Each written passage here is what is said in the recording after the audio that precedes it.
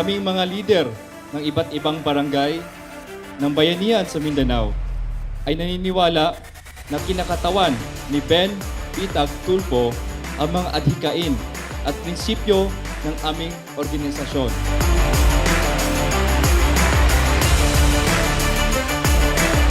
Ben Pitag Tulfo ay talagang ipinanganak sa Dansalat. He is credible to be called a son of Marawi.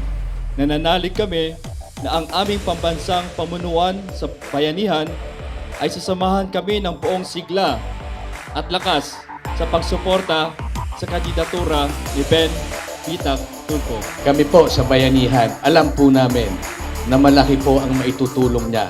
He is willing to help the constituents, not just Marawi but lahat ng kababayan nating Pilipino. Buong pusong iniendorso ng Bayanihan Mindanao Chapter si Honorable Son of Marawi na si Ben Pitag Tulfo sa kanyang pagtakbo bilang senador sa darating na halalan sa 2025.